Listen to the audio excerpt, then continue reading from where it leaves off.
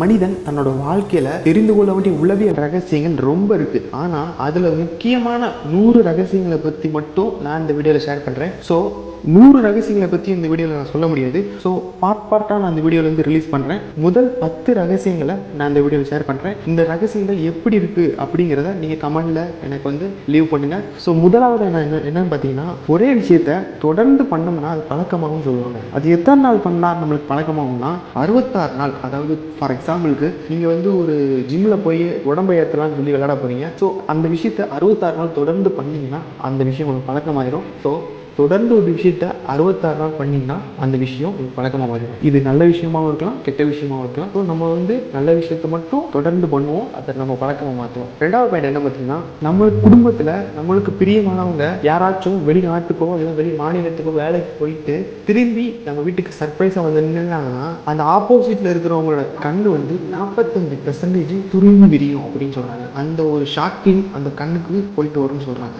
அதுவும் ரொம்ப நாள் கழிச்சு நம்மளுக்கு பிடிச்சவங்க பார்த்தா மட்டும்தான் 45% சுருங்கி விரியும் சொல்லி ஆய்வாளர்கள்லாம் சொல்கிறாங்க. மூன்றாவது பாயிண்ட் என்ன பார்ப்போங்க, நீங்கள் சந்தோஷமாக இருக்கும்போது உங்கள் கண்ணில் வந்து ஆனந்த கண்ணீர் வரலாம். அந்த கண்ணீர் முதல்ல வந்து உங்களோட வலது கண்ணில் தான் வரும்னு சொல்கிறாங்க. நீங்கள் சந்தோஷமாக இருக்கும்போது வருகின்ற கண்ணீர் வந்து வலது கண்ணில் இருந்தால் முதல்ல வரும். நீங்கள் துக்கமாக இருக்கும்போது, கஷ்டமாக இருக்கும்போது, அந்த வருத்தமாக இருக்கும்போது அழுகிற கண்ணீர் வந்து இடது கண்ணில் தான் முதல்ல வரும்னு சொல்கிறாங்க. நாலாவது பாயிண்ட் என்ன பார்த்தீங்கன்னா, நீங்கள் உங்கள் வாழ்க்கையில் ஒரு எதிர்மறையான விஷயத்தை உள்ளே செலுத்தினீங்கன்னா 5 நேர்மறையான விஷயங்கள் செத்து பேருன்னு சொல்கிறாங்க. அதாவது 1 வாங்கினா 5 ஃப்ரீன்னு சொல்லுவோம் தெரியுமா, அது மாதிரி தான் இது. ஸோ அதனால் நீங்கள் எதிர்மறையான விஷயங்களை என்றைக்குமே நினைக்காதீங்க. உள்ளே வந்தாலும் அதை நேர்மறையாக மாற்றிக்கோங்க. So think positive. அடுத்து வந்து 5வது பாயிண்ட் என்ன பார்த்தீங்கன்னா, பாதுகாப்பு இல்லாத ஒரு உணவு அவங்கள்ட்ட கொடுத்து சாப்பிட சொன்னாங்கன்னா உங்களோட மூளையோட ஐக்கியூ வந்து 14% அதிகமாக வேலை செய்ய சொல்கிறாங்க. இதுக்கு உங்களுக்கு ஒரு எக்ஸாம்பிள் சொல்லணும்னா, நீங்கள் நூடுல்ஸ் சாப்பிட்டீங்க அப்படின்னா உங்களுக்கு வந்து இந்த மாதிரி நோய்கள்லாம் வரும், இந்த மாதிரி பாதிப்புகள்லாம் வரும், இந்த மாதிரி சைட் எஃபெக்ட்ஸ்லாம் வரும்னு சொல்லிட்டு அந்த நூடுல்ஸை கொடுத்து சாப்பிட சொல்லும்போது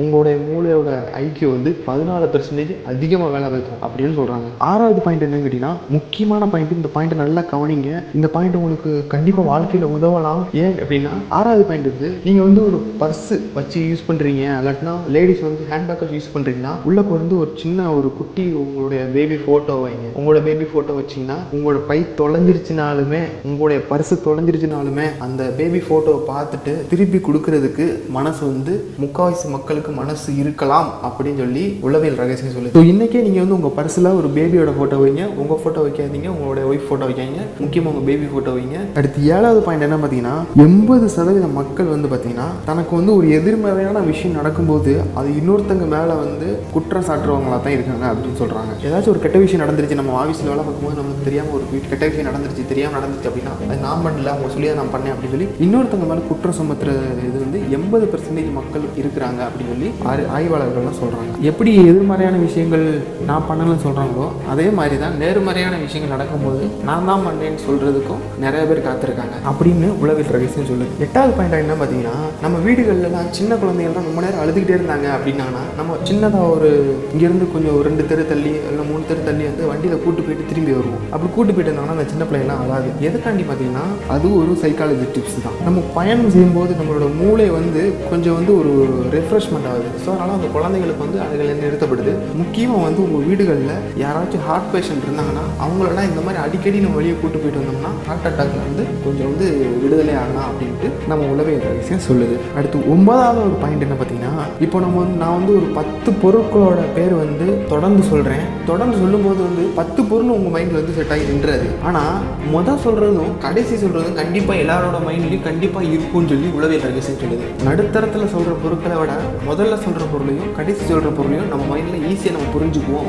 மைண்டில் ஈஸியாக உட்காருவோம் அப்படின்ட்டு உளவியல் ரகசியம் தெரிவிக்கிறது. கடைசியாக 10வது பாயிண்ட் என்ன பார்த்தீங்கன்னா, 20 செகண்டுக்கு மேலே யாரையாச்சும் கெட்டி பிடிச்சிங்கன்னா உங்களுடைய ஹார்மோன் லெவல் அதிகரிக்கும் அப்படின்னு சொல்கிறாங்க. ஸோ அதனால் நீங்கள் உங்களுடைய மனைவியாக இருக்கலாம், அல்லது உங்கள் வீட்டில் குழந்தைகளாக இருக்கலாம், உங்கள் நண்பர்களாக இருக்கலாம், நீங்கள் உங்கள் நண்பர்களை கெட்டிப்பிடிக்கும் போது 20 வினாடிகள் கொஞ்சம் மேலே கெட்டிப்பிடிச்சிங்கன்னா உங்களுடைய ஹார்மோன் லெவலும் கூடும், ப்ளஸ் உங்கள் மேலே அவருக்கு ரொம்ப நம்பிக்கையே வரும் அப்படின்ட்டு உளவியல் ரகசியம் அருமையாக சொல்லுது. அடுத்த 10 பாயிண்டோட நம்ம சந்திப்போம். அடுத்த நல்ல ஒரு தகவலை சந்திப்போம். நன்றி, வணக்கம்.